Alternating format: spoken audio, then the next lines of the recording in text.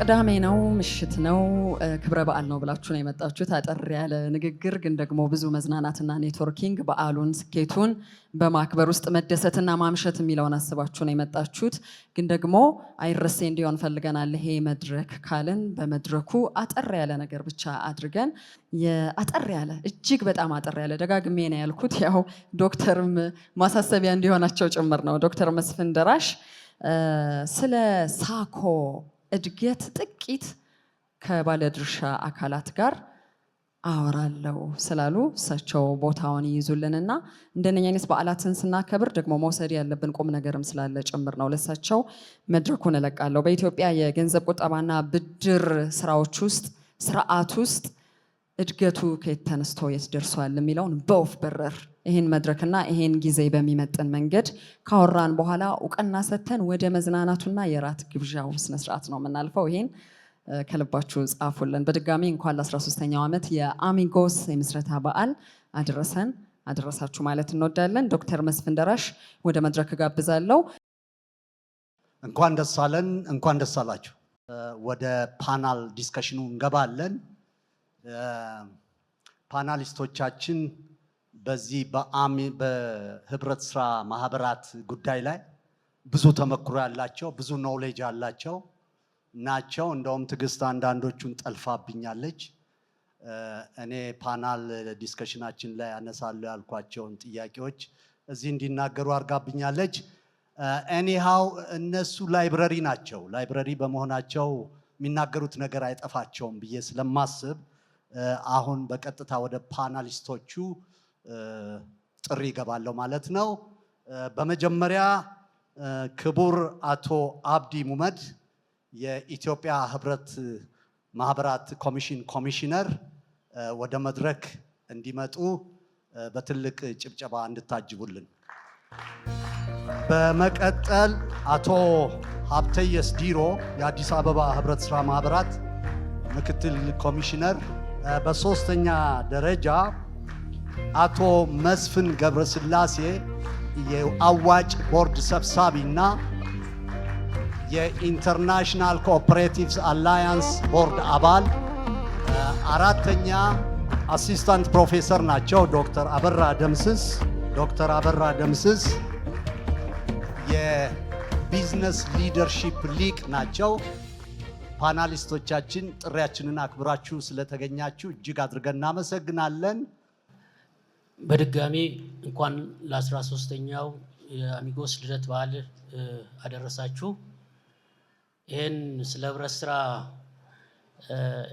እኔ ፓናሊስት ሆኜ ስቀርብ እዚህ ውስጥ ስለ ህብረት ስራ በደንብ የሚያውቁ ፕሮፌሽናል የሆኑ በጣም ልምድ ያላቸው ከኔ በላይ በጣም ሊተነትኑ ሊዘረዝሩ የሚችሉ ባለሙያዎች በርካታ ናቸው።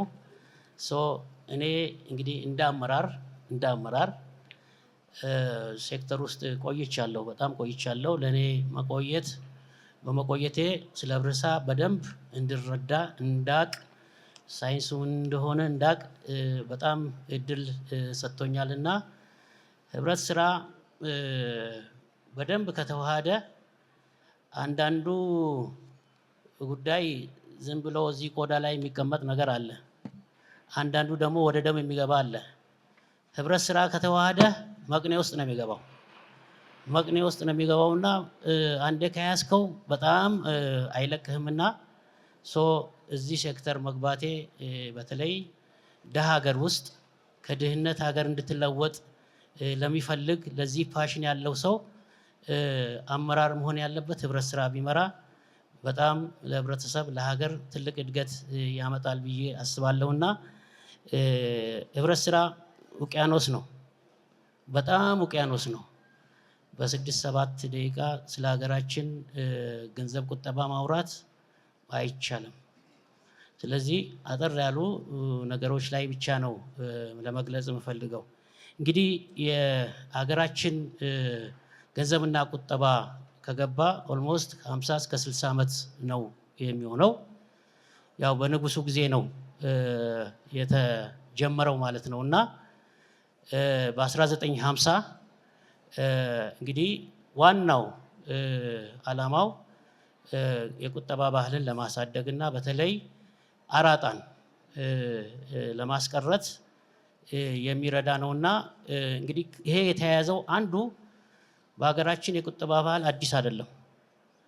በባህላዊ መንገድ እቁብ አለ፣ እድር አለ፣ ማህበር አለ። እነዚህ ናቸው አድርገው ወደ ዘመናዊ የመጡት ማለት ነውና ስለዚህ እንግዲህ የመጀመሪያው ህብረት ስራ ማህበራት የተመሰረተው በ1956 ነው በሀገራችን ገንዘብና ቁጠባ ማለት ነው።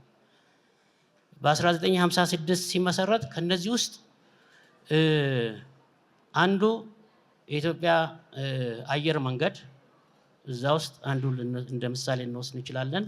እንደነ አውራ ጎዳና እንደ መብራት ኃይል የመሳሰሉት በዛን ጊዜ የተቋቋሙ ማህበራት ናቸው። እነዚህ ማህበራት ስቲል አሁንም አሉ። በጣም በርካታ አባላት ህይወታቸው የተለወጠበት ቤት የሰሩበት ብዙ ችግሮቻቸውን የፈቱበት ተቋማት ሆነው እናገኛቸዋለን።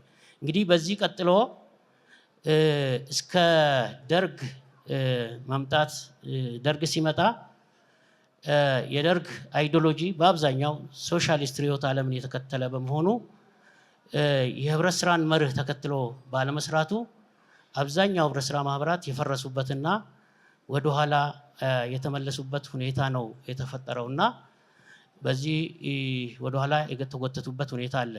እንግዲህ ከ1991 ጀምሮ በተለይ ኢህአዴግ በአዲስ ሪፎርም በማድረግ ህብረት ስራን በአዲስ በማቋቋም የሌሎች አገሮችን ተሞክሮ በመውሰድ በአዲስ ተቋቋመ ማለት ነውና ከ1991 በኋላ ህብረት ስራ ማህበራት በአዲስ መንቀሳቀስ ጀምሩ ማለት ነው። እንግዲህ እስካሁን አዋጅ 985 2009 አሁን ያለንበት አዋጅ በተለይ ከተቋቋመ በኋላ ባለፉት 8 እና 9 ዓመታት የህብረት ስራ ማህበራት በተለይ ገንዘብና ቁጠባ የዜጎች በከፍተኛ ደረጃ መደራጀት በከፍተኛ የጨመረበት ሁኔታ አለና ለዚህ አንዱ የሀገሪቷ ኢኮኖሚ እያደገ መምጣቱ በሀገሪቱ ውስጥ ተወዳዳሪነት እያደገ መምጣቱ እና እነዚህ በመሳሰሉት ምክንያት ህብረት ስራ እያደገ መጥቷል ማለት ነው። ስለዚህ አሁን በሀገራችን ወደ 18000 የሚጠጉ ህብረት ስራ ማህበራቶች መሰረታዊ ህብረት ስራ ማህበራቶች ተደራጅተዋል። በአባላት ደረጃም ደግሞ ስናይ ከ7 ሚሊዮን በላይ አባል በገንዘብና ቁጠባ ህብረት ስራ ማህበራት ተደራጅተዋል ብሎ መውሰድ ይቻላል። እንግዲህ የነዚህ አጠቃላይ ካፒታል ቁጠባና ካፒታል ስናይ ወደ 27 ቢሊዮን ብር በላይ ካፒታልና ቁጠባና ብድር ማሰራጨት የተቻለበት ሁኔታ አለ። በዚህ እንግዲህ ለበርካታ ዜጎች የስራ ዕድል በመፍጠር በተለይ ለወጣቶች የስራ ዕድል በመፍጠር ትልቅ አስተዋጽኦ የገንዘብና ቁጠባ ህብረት ስራ ማህበራት አሉ።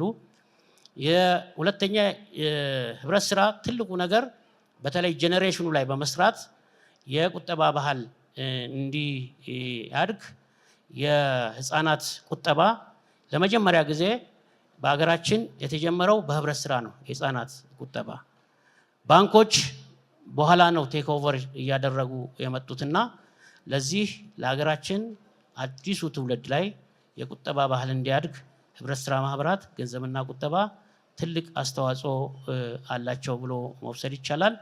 እንግዲህ በአሁኑ ጊዜ ህብረት ስራ አንደኛው የእድገት አማራጭ ሆኗል።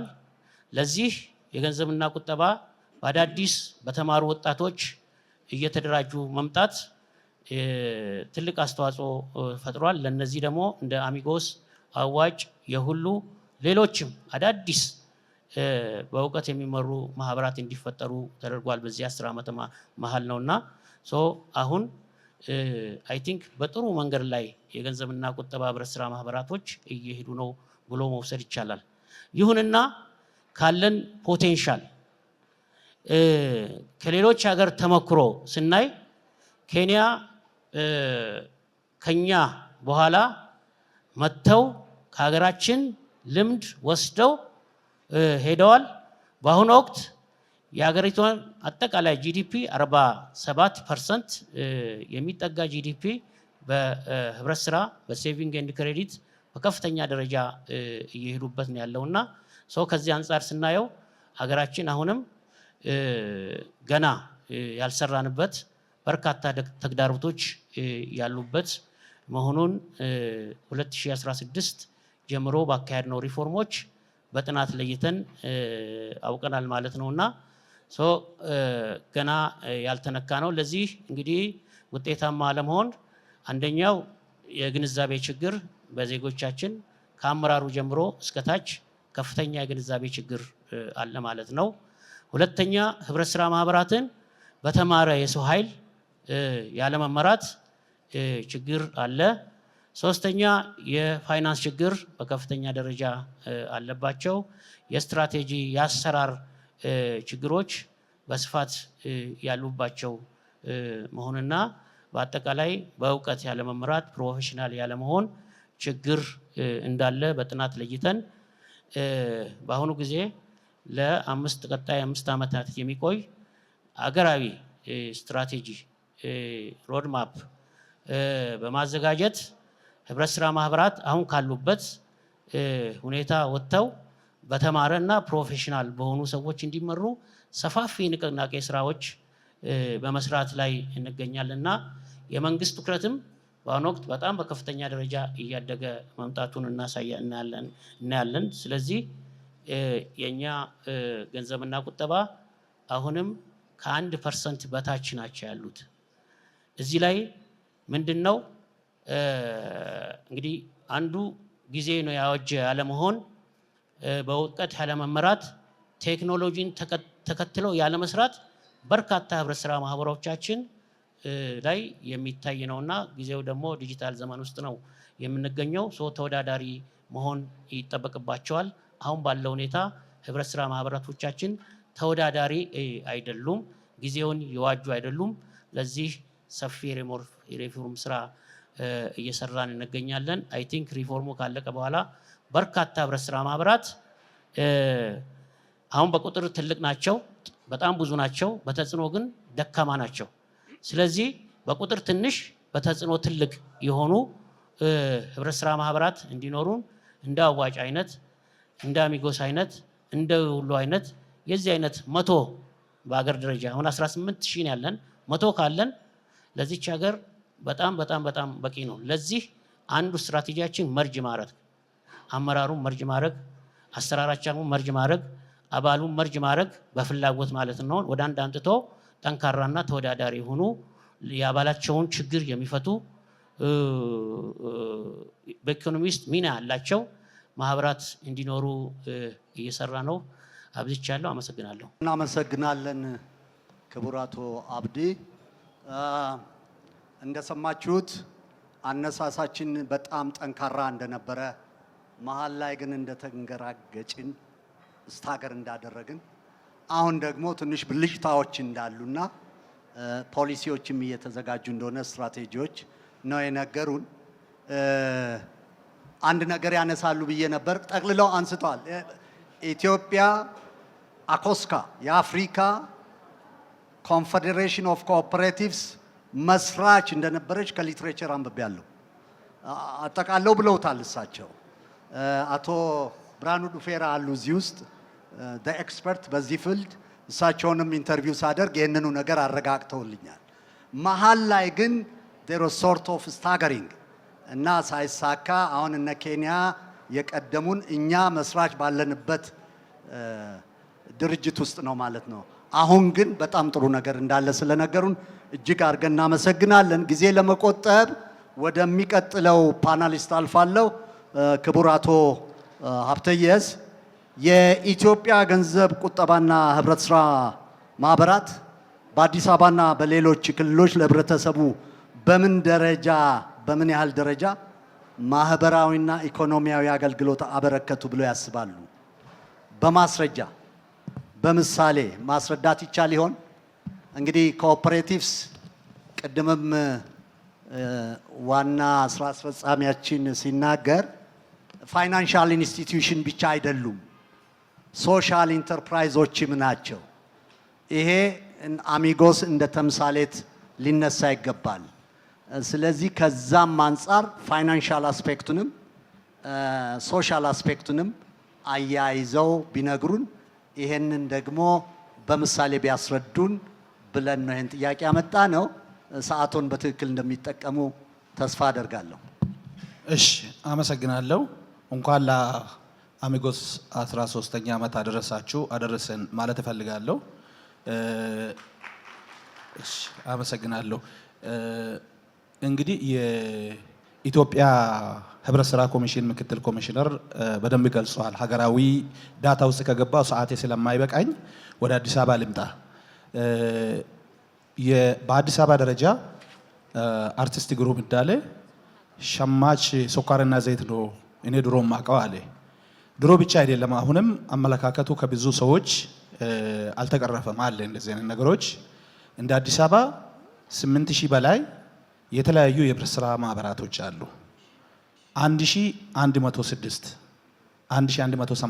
ነበር በ2017 ባጠናው ዳታ። እንደገና 1106 ገንዘብ ቁጠባዎች አሉ። 1100 ገንዘብ ቁጠባዎች አሉ። እዚህ ውስጥ በርካታ ጠንካራ ስራ ያላቸው እንደ አጋጣሚ አሚጎስም 2 ዓመት አካባቢ ከአዲስ አበባ ነው ወደ ፌዴራል ያደገው። አጋጣሚ በጣም እየወደድን እንደ አይናችን ብለን የምናይ ገንዘብ ቁጠባ ነው ወደ ፌዴራል የሰጠን። እንግዲህ በጣም ጥሩም ሲሆን ደግሞ ማደግ ስላለበት ከእናቱ አምባዬ ጋር ከእናቱ አብዲ ጋር ተነጋግረን እንደ ሀገር የአዲስ አበባን ተሞክሮ አዲስ አበባ ላይ ያለው የኢኮኖሚ የገንዘብ ቁጠባ 60% በኋላ ህብረት ስራ ፌዴራሎችም ስለሚያግዙኝ አዲስ አበባ ናቸው። አሚጎስን አሳደግን። አዋጭ ቀደም ብሎ ነው። ከአሚጎስ አሁንም 6 የሚሆኑ ወደ ፌዴራል ያደጉ አሉ፣ ለማደግ መንገድ ላይ ያሉ አሉ። ኢኮኖሚ ድርሻቸው ማህበራዊ አያጠያይቅም። ባንኮች ተደራሽ የማይሆኑበት ቦታ አጋጣሚ የባንክ ሰዎችን በብዛት እዚህ ስላገኘው እና አቶ ብሬ ደግሞ በደንብ ብርሃኑ ከፍተኛ ኤክስፐርት እዚህ ላይ ጥሩ እውቀት ያላቸው ሰዎችም እዚህ ስላሉ ሊያግዙኝ ይችላሉ። ባንኮች ተደራሽ የማይሆኑበት ገጠራማ የህብረተሰብ ክፍላችን በገንዘብ ቁጠባ ነው ተደራሽ የምናደርገው። እንደ ባህላዊ እንደ ዕቁብ ሰዎች ተሰብስበው በአንድ ሰው የማይቻለው ወንድማችን ደግሞ ጓደኛ ያለውን የወሰደውን በዚህ ልክ ተደራሽ መሆን ስለሚችል ብዙ የኢኮኖሚ ላይ ይሄንን ማለት በጣም በርካታ ስራ ከስራ እድል ፈጠራ ጋር ከኢኮኖሚ ጋር ከትራንዛክሽኖች ጋር ከጂዲፒ ጋር ማርኬት ሼር ጋር እንደ የኬንያ ብቻ አይደለም ባይዘው የአዲስ አበባም አሁን ጥሩ ላይ የሀገርም የኢትዮጵያም ጥሩ ደረጃ ላይ ስራዎች ተጀምረዋል። በተለይ ሪፎርም ከጀመረ ወዲህ ማለት ነው። እኔ መልካም አጋጣሚ ብዬ በዚህ በ13ኛ ዓመታቸው አሚጎሶች አጋጣሚ ባለፈው ከኬንያ የመጡ ዶክተር አግኝቻለሁ። የኢንተርናሽናል ኮኦፐሬቲቭ አላያንስ አዲስ አበባ ላይ መቀመጫቸው ወይም ደግሞ ጽህፈት ቤታቸው እንደሚከፍቱ በዚህም ቃል ስለገቡልን ጥሩ ጊዜ ላይ ነው ያለን። የኢንተርናሽናል ኤክስፔሪየንስም እናገኛለን። አዲስ አበባ ላይም ኢትዮጵያ ላይም ለመስራት ያላቸውን ፍላጎትም ከፍተኛ ነው።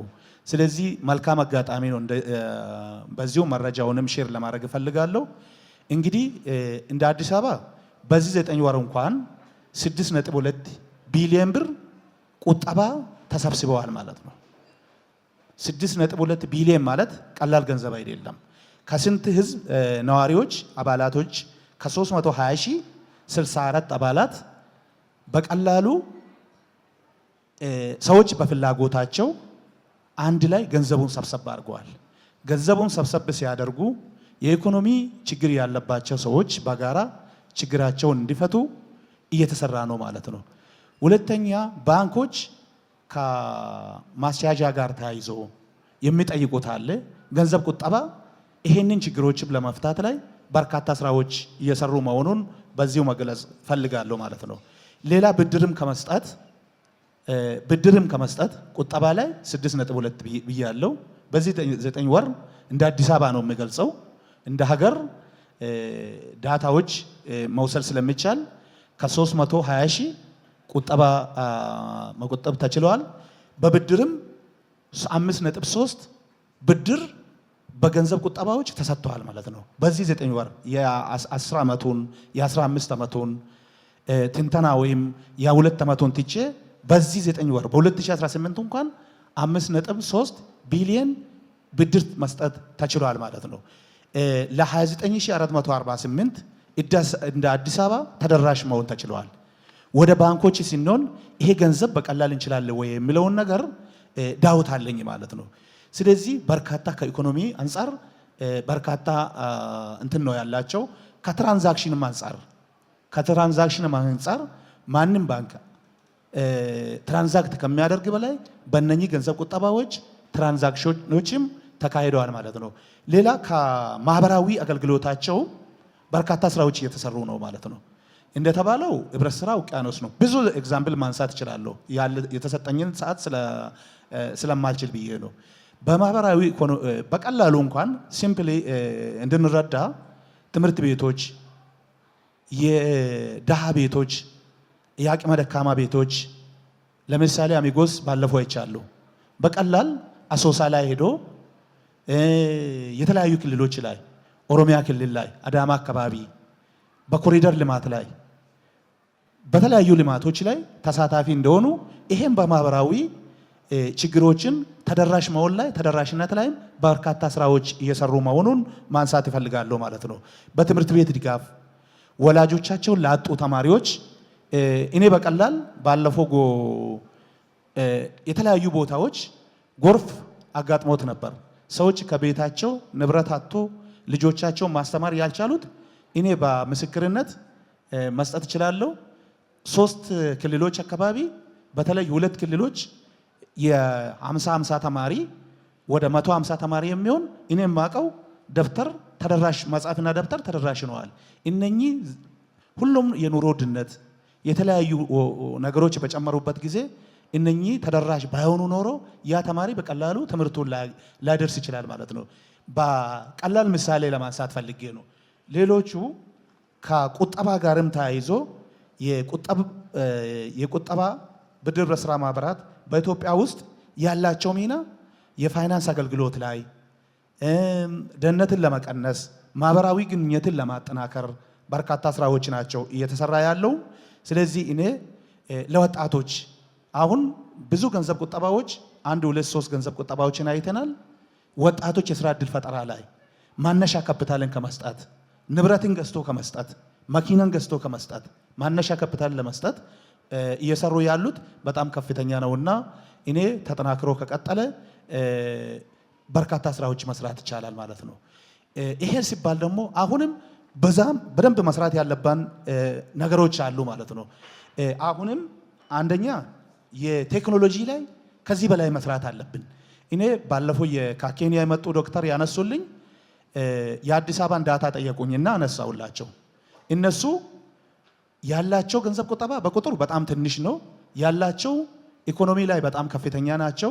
ስለዚህ አቶ አብዲ ያነሱትን የመርጂንግ ውህደት አሁን ችግር የሆነ የኛ ሀገራችን ላይ ሰው 2 ሆኖ ጠንከር ብሎ ወይም 10 ሆኖ ተሰብስቦ ገንዘብ ቁጠባዎች በጋራ ችግራቸውን ከመፍታት ምንድነው ሁሉም በየሰፈር በየመንደር አባል ማፍራት፣ ኃይል መበተን፣ ቴክኖሎጂ አጠቃቀም ላይ ክፍተቶች አሉ። እዚህ ላይ ሁላችንም ተጋግዘን ከሰራን ከዚህ በላይ መስራት እንችላለን። እንደ ጅምራችን ጥሩ እንደነበርን ተሞክሮ ሼር ስናደርግ እንደነበር አሁን ደግሞ መርጂንግ ላይ ቴክኖሎጂ ላይ በደንብ ከሰራን የተማራ ሰው ባይዘዌ ብዙ ነገር ማንሳት እንችላለን። ከዚህ በፊት ምንድነው ያላደግንበት ምክንያት ብለን ለማጥናት ሞክረናል። ብዙ ዶክተሮች እዚህ ስላሉ በኋላ መጨመር ይችላሉ። አንደኛ የቴክኖሎጂ አጠቃቀም ላይ በጣም ችግር እንደነበረብን እንደ ፋይንዲንግ አግኝተናል። ሁለተኛ የተማረ ሰው ቀርቦ መምራት አይፈልግም። እዚህም እንደ ጋፕ አጥንተናል ማለት ነው። ስለዚህ እኔ እንደዚህ ላይ በደንብ ከሰራን ሪፎርሙን ተግባራዊ ካደረግን ጥሩ ጅምሮች አሉ። እንደ አሚጎስ ሌሎችም ስላሉ ክልሎች ላይም ስላሉ እነኚህ ከአንዱ አንዱን ከተማሩ ከዚህ በላይ መስራት እንችላለን የሚለውን ሀሳብ ለማንሳት ፈልጌ ነው። ብዙ ነገሮችን ማንሳት ይቻላል። ያለን ደቂቃ የሌሎቹም እድል መስጠት ስላለብኝ እዚሁ ላይ ባበቃ ይሻለኛል። እጅግ አድርጌ አመሰግናለሁ። እናመሰግናለን አቶ ሀብተየስ። ቀጥሎ ወደ አቶ መስፍን ነው የምናልፈው። አመሰግናለሁ ዶክተር መስፍን። በዚህ አጋጣሚ የአሚጎስ መስራቾች አመራርና አጠቃላይ ለአሚጎስ ፋሚሊ በመመራው ማህበር በአዋጭ እና እንዲሁም በአፍሪካ የቦርድ ዳይሬክተርነት ባለኝ ኃላፊነት እንኳን ለ13ኛ ምስረታ በዓል በሰላም አደረሳችሁ አደረሰን እላለሁ። የህብረት ስራ መርሆ አንዱ መርሆ መተባበር ነው፣ ውድድር አይደለም። ስለዚህ ተወዳዳሪ አይደለንም። አብረን የምንሰራ የምንተባበር ነን። ኮኦፐሬሽን አማን ኮኦፐሬቲቭስ ነው የሚለው መርሆ ራሱ። ስለዚህ ይህንን ማስረጽ አለብን። ሌሎችም ማህበራት ስላሉ እዚህ ታዳጊ ማህበራት አሉ። እነሱንም ያው በዚህ አጋጣሚ ይህንን መልእክት ማስተላለፍ እፈልጋለሁ። ምናልባት ዶክተር መስፍን እንግዲህ ያው ለኮኦፐሬቲቭ ባለስልጣኖቹ የሰጡትን ያህል ጊዜ ይሰጡኛል ብዬ አስባለሁ። ስለ ህብረት ስራ ማህበር ስንነጋገር ምናልባት የኛ ሀገር የህብረት ስራ ማህበር በእኔ እይታ በሁለት እንትን ነው የምከፍለው። ምናልባት ቅድም የጠቀሷቸው ህብረት ስራ ማህበራት ከ50 60 ዓመት በፊት የነበሩት ምናልባት ፈርስት ጄኔሬሽን ሳኮ ልንላቸው እንችላለን። ሰከንድ ጄኔሬሽን ሳኮ አሁን ያሉት ኢመርጂንግ ማህበራት ናቸው። ምናልባትም ለዚህ ጀማሪ እና ትልቅ ደረጃ ላይ የደረሰው እኔ የምመራው አዋጭ ነው። ከዛም በመቀጠል አዋጭ 19 ዓመቱ ነው ባለፈው ያከበርነው። ከዛ በመቀጠል አሚጎስ አለ። ይህንን እኛ ህብረተሰቡን ከማገልገል አኳያ ተባብረን የምንሰራበት ሁኔታ ነው ያለው። የድሮቹ አሁን የት ነው ያሉት ብለን ብንጠይቅ አይደል ነው መልሱ ምን እንደሚሆን። የተጠቀሱት ነባሮቹ አንጋፋዎቹ የሉ። ምክንያቱም ምንድን ነው እነሱ የነበራቸው የሚሰጡት አገልግሎት መንበር ቤዝድ ነበር፣ ኢንስቲትዩሽን ቤዝድ ነበር። አሁን ያሉት ማህበራት ግን አሚጎስም አዋጭም ሌሎችም እነ ተደራሽ አሁንም መሳፍንትም እዚህ ያለ የሁሉም አሁን ያለው ግን ለፓብሊኩ ነው አገልግሎቱን የምንሰጠው። ማንኛውም ኢትዮጵያዊ ቫሊድ የሆነ አይዲ ካርድ ያለው እድሜው 18 በላይ የሆነ በኮኦፐሬቲቭ መርሆ የሚያምን አባል ሊሆን ይችላል። አይ ቲንክ ይሄ አንዱ ትልቅ እንትን ያለው ብሬክ ስሩ ነው ብዬ የምወስደው ነው። እና አሁን ያሉት የሰከንድ ጄኔሬሽን ሳኮ በእኔ አገላለጽ ጥሩ ስራ እየሰሩ ነው ያሉት። ይህን ካልኩ በኋላ ምናልባት አርቲስት ግሩም ቅድም ሲናገር የህብረት ስራ ማህበር በደርግ ጊዜ የነበረውን ስኳርና ዘይት ስገዛ እናቴ ጋር ስሄድ ትዝ ይለኛል ብሏል። እኔ ደግሞ በእድሜና በጊዜ ያኔ ያለፍኩበት ስለሆነ ባንክ ስሰራ ናሽናል ባንክ እንደ 20 ዓመት ነው ያገለገልኩት። ክሬዲት አሶሲዬሽን ነበረን። እዛ ክሬዲት አሶሲዬሽን እንደ አመራርም ሰርቻለሁ። ከዛ በኋላ ደግሞ ብድርም ተበድሬ ነበር። ብድር ተወደድኩና 5000 ብር ነው። ያችን 5000 ብር በ4000 ብር 850 መኪና ገዛሁባት። ያችን መኪና 4 ዓመት ነድቼ እንደገና በ7000 ብር ነው የሸጥኳት። ያው በጊዜው ከ5000 ብር እንግዲህ 1000 ብር ይቀረኛል። ያኔ ገና ሀያዎቹ ውስጥ ነኝ። እንግዲህ በጊዜው ምናልባት የኔ ባች የኔ ጄኔሬሽን ካላችሁ ታስታውሳላችሁ። ካዛንቺስ እንዳሁኑ ሳይፈርስ ያኔ ወደ ባምቢስ ወደ ካዛንቺስ ብንሄድ 3 ዶርስ 5 ዶርስ የሚባሉ ነበሩ። ያው የባንክ ሰው ደግሞ አጥፊ ነው እንግዲህ ገንዘቡን ብድሩን ስለምናገኝ ይመስለኛል 1000 ብሯን እዛ ጨፈርንባት።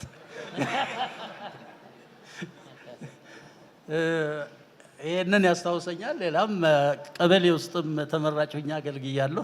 ህብረት ስራ አሁን ያነሳው እዛም እንደ የፋይናንስ እና የሂሳብ ኃላፊ ሆኜ በተመራጭነት ያገለገልኩበት ጊዜ ነበር።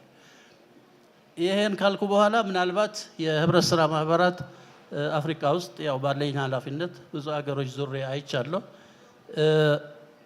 ምን ተግዳሮቶች አሏቸው፣ ምን ይመስላል የሚለው ከሞላ ጎደል የኮኦፐሬቲቭ በተለይ የሳኮዎች ባህሪያቸው ያሉባቸው ችግሮች ተመሳሳይ ናቸው። የታንዛኒያውን ኬዝ ብንወስድ ለምሳሌ ገቨርናንስ እና ሊደርሺፕ ላይ ችግር አለ። ይሄ ገቨርናንሱ ላይ ያለው እንግዲህ ቮለንተሪዝም ነው የኮኦፐሬቲቭ እንትን የሚለው። በእርግጥ ይሄ በቮለንተሪ በነፃ የሚሰራው ስራ ምን ያህል ውጤታማ ሆኗል አላውቅም። ያው እኔ በግሌ ነፃ የሚባል ነገር አይጥመኝም። አንድ ሰው ከሰራ አትሊስት ይብዛም ይነስም የሆነ ኖሚናልም ቢሆን ተንኪዩ መባል አለበት። ኤንድ ፋይናንሻሊ የሆነ ነገር ማለት አለብን። እዛ የሚስተዋለው ምንድን ነው? የታንዛኒያን ኬዝ ስርቆት አለ፣ ኢንቨስትመንት አለ። አመራሮቹም ብድሩን በጊዜው ያለመክፈል ሁኔታ ይስተዋላል። ሌላ ላክ ኦፍ ፕሮፌሽናሊዝም ነው። አሁን ማነሳቸው ብዙዎችን ምክትል ኮሚሽነር አብዲ አንስቷቸዋል ቅድም። የፕሮፌሽናል እንትኑ ደግሞ ሰዎች ያው ባለው ፖፑላሪቲ ነው እንግዲህ ወደ ቦርድ የሚሄዱት።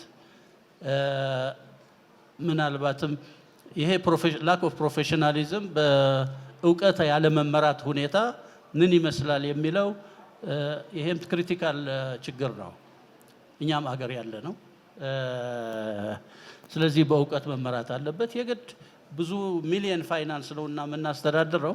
ይሄን ባለሙያ ከሌለበት የፋይናንስ ሰው የማኔጅሜንት ሰው ከሌለበት ትንሽ ሊያስቸግር ይችላል። ቦርድ አካባቢ የሚመረጡ ሰዎች በእውቀት መምራት መቻል አለባቸው ነው። ሌላ ፖለቲካል ኢንተርፌራንስ አለ።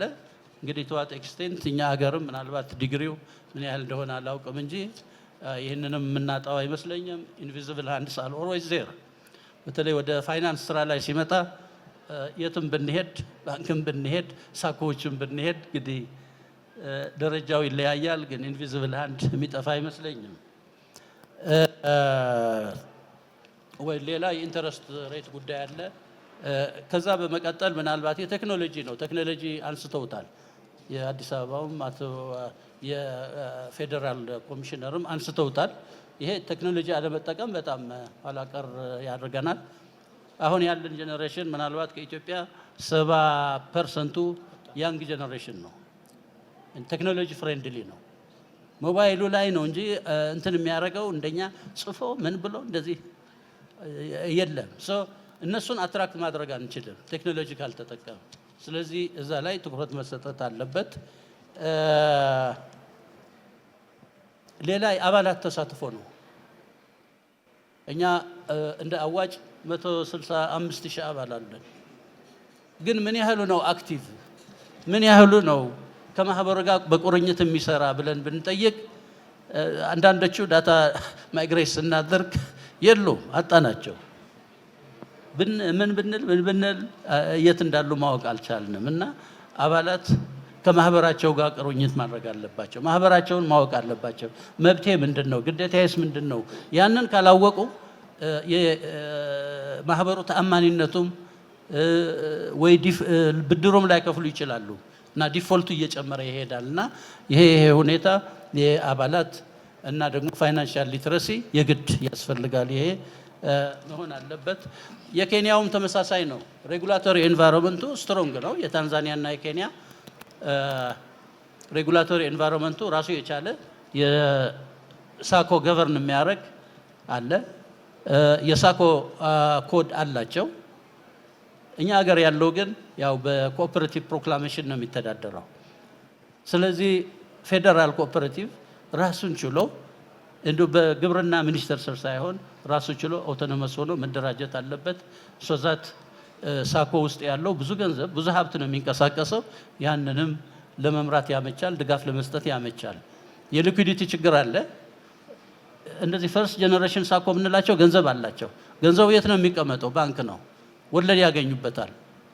ያን ገንዘብ ግን ከባንክ አውጥተን ለማህበራት ሰጥተን ብንሰራ ኮኦፐሬቲቭ እንትን እንደ ሳስቴይነብል የሆነ ፕሮዳክቲቭ የሆነ ስራ መስራትም ይቻል ነበር። ይሄን ሁሉ ለመስራት ግን በመጀመሪያ የፌዴራል ህብረት ስራ ኮሚሽን ራሱን ችሎ ቁሞ መሄድ መቻል አለበት። ይሄ ትልቅ ያለው ጋፕ ነው። እኛ ሀገር እንደ ታንዛኒያና ዩጋንዳ በዚህ በኩል ችግር የለባቸውም። ትንሽ ማህበራቱ ኮምፕሌን የሚያደርጉት ምንድነው? ሪኳየርመንቱ ስትሪንጀንት ነው፣ ፋይናንሻል ሪፖርቲንጉ አስቸጋሪ ነው፣ በአይኤፍአርኤስ እንደ ባንኮች ነው የምንሰራው፣ ይሄ ችግር ይሆንብናል ይላሉ። ግን ያው የህዝብ ገንዘብ ስለሆነ የአባላት ገንዘብ ነው፣ ጥበቃ ያስፈልገዋል። ስለዚህ ያው እኛም ወደዛ እያመራን ነው። ሳኮዎችን አሁን ናሽናል ባንክ በቅርቡ በወጣው እንትን አስተዳድራለሁ እያለ ነው። እንግዲህ የሚመጣውን ነገር አብረን እናያለን። ምናልባት ካለኝ ሰዓት አኳያ ያው ቀደም ብዬ ብያለሁ እንደ ባለስልጣኖቹ ዶክተር መስፍን ቶሎሬት ያደረገኝም እና ወደ ከዚህ ሁሉ ካሉት ሊሚቴሽኖች ምንድን ነው የምንማረው ነው። ኢትዮጵያ ውስጥም ቻሌንጅ አለ፣ ኬንያ ውስጥም ቻሌንጅ አለ። በተለይ የኢትዮጵያ ያለው የዚህ የገቨርናንስ ጉዳይ አንስቻለሁ። ፋይናንሻል ሎው ፎር ሳኮስ ለብቻው መውጣት አለበት። ዲጂታል ሲስተም የለንም። አንደኛ ሲስተሙ መኖር አለበት። ሲስተሙ ከገባ በኋላ ደግሞ ዲጂታላይዝድ ይመጣል። ስለዚህ በዛን ጊዜ ብዙ አባላት አትራክት ማድረግ እንችላለን። ያንግ ጀነሬሽን ተጠቃሚ ሊሆን ይችላል። ሌላ ያለው ኮምፒቲሽን ነው። እኛ ሀገር ያለው ኮምፒቲሽን የምታውቁት ነው። ቴሌ ስልጣኑ የአየር ሰዓት መሸጥ ነበር። አሁን ግን ፋይናንስ ስራ ውስጥ ነው ያለው። ይሄ አንዱ የውድድር እንትን ነው። ሌሎች እንደነ ኤምፔሳም እዛ ውስጥ እየገቡ ነው። ይሄ ከማንዴታቸው ውጭ ይመስለኛል። ኤኒዌይ ግን ይሄ ውድድር አለ ከባንኮችና ከማይክሮ ፋይናንሶች ውጭ ማለት ነው። ሌላ ቴክኖሎጂ ሳይበር ሴኩሪቲ ይሄ ሁሉ አለ። ምናልባት ዌይ ፎርወርድ ችግሮችን አውርተን መጨረሻ ምን መሆን አለበት የሚለው አንድ 4 ነገሮች ልጥቀስና ወደ ዝርዝር አልሄድም። አንደኛ የገቨርናንስ እና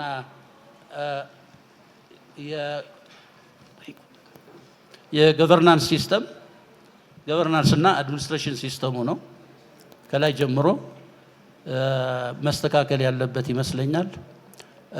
ሌጋል ፍሬምወርኩ ላይ ማህበራትም በቦርድ ደረጃ በእውቀት መመራት መቻል አለበት። ስለዚህ ሙያውን የሚያራምዱ ባለሙያዎች መኖር አለባቸው። በአጠቃላይ መንግስት ግን እንደ መንግስት የኛን አገር ፖሊሲ አለ፣ ሆም ግሮውን ኢኮኖሚ ፖሊሲ አለን። ለግል ሴክተሩ አለ፣ ለኢንዱስትሪው አለ፣ ለኤክስፖርቱ ለምን አለ? ለምን ኮኦፐሬቲቭ ይረሳል? ኮኦፐሬቲቭ ገጠር ያለው የኢትዮጵያ 80% ገጠር ላይ ነው ያለው። ኮኦፐሬቲቭ ኢንቴግሬሽን ቢያደርግ መንግስት ይሄን ፖሊሲ ቢያወጣ የሳኮዎቹ ገንዘብ ሊያበድሩ ይችላሉ። የቡና አምራቾች ቡናቸውን ሊያመርቱ ይችላሉ። በመካከላቸው ትሬድ ይኖራል እና በዚህ መንገድ ኢኮኖሚውን ማንቀሳቀስ ይቻላል። ከተማ ላይ የምታዩት ነው እንግዲህ ነጋዴው እንኳን ይሄ ጦርነት ሌላው ተጨምሮበት ድሮም ቢሆን ምህረት የለውም። መርሰለስ ነው ነጋዴ፣ ፕሮፊቱን ብቻ ነው የሚያየው። ስለዚህ ማህበራት ግን ግሩም እንዳለው ቅድም ህብረት ሱቅም ይሁን ሸማቾችም ቢሆን በአሁኑ አጠራር ገበያውን ማረጋጋት ይቻላል። የሸማቹን ኢንተረስት መጠበቅ ይቻላል። ይሄ ሊሆን የሚችለው ማህበራት ተጠናክረው ሲወጡ ነው እና ህጉ መውጣት አለበት። መንግስት እዚህ ላይ ትኩረት መስጠት አለበት። ይሄን ጋፕ እንዴት አድረስ ይደረጋል? እንግዲህ ሁላችንም በየፊናችን ለፖሊሲ ሜከሮቹ ለሬጉሌተሮቹ እናቀርባለን። በአጠቃላይ ግን ያለው የፕሮፌሽናሊዝም ቅድም አንስቻለሁ። ቮለንተሪዝም ቪዛቪዝ እንትን የፕሮፌሽናሊዝም ይሄን መታየት ያለበት ይመስለኛል። በአጠቃላይ በመርህ ደረጃ እስካሁን ያልተነሳ ምናልባት ኮኦፐሬቲቭ ቢዝነስ ነው ቢዝነስ ሞዴል። ምናልባት ፕራይቬት ሴክተሩ አለ፣ ከፕራይቬት ሴክተሩ ቀጥሎ ፓብሊክ ሴክተር አለ። በሶስተኛ ደረጃ በመሀል ያለው ምንድን ነው? ኮኦፐሬቲቭ ነው። ኮኦፐሬቲቭ ኢዝ ቢዝነስ። መርሆው ግን በኮኦፐሬቲቭ ፕሪንሲፕል ነው የሚመራው። የግል ሴክተር ፕሮፊቱን ነው የሚፈልገው። መንግስትም ፓብሊክ ኢንተርፕራይዝም የራሳቸው ሚሽን አላቸው። ኮኦፐሬቲቭ ግን ሚሽኑ አባላቱን ማገልገል ነው። አባላቱን ሲያገለግል በኔ እይታ ሳስቴነብል መሆን አለበት እላለሁ። እድገት አለ። ያን እድገት ማስቀጠሉ ግን ትልቅ ቻሌንጅ ነው። እዛ ላይ ነው መሰራት ያለበት። ሳስቴነብል ካልሆነ ቀጣይነት ያለው ኢንስቲትዩሽን ከሌለን አስቸጋሪ ነው የሚሆነው። ሳስቴነብል ሲሆን ሰርቪሱን አባላት በሚፈልጉት መሰረት መስጠት አለበት። ፕሮዳክትስ ኤንድ ሰርቪስስ። ሌላ ከዛ ውጪ ያለው የኦፕሬሽናል ኤንድ ፋይናንሻል ሳውንድነስ ነው። ማህበራት ሳውንድ መሆን አለባቸው። ሪተርን ማግኘት አለባቸው። ሰው ቁመው መሄድ መቻል አለባቸው የተለያዩ ስራዎች እንዲሰሩ። ይሄ ሳስቴናቢሊቲ የሚለው ኢቭን ኮኦፐሬቲቭ መርሆች ላይ አልተካተተም እስካሁን።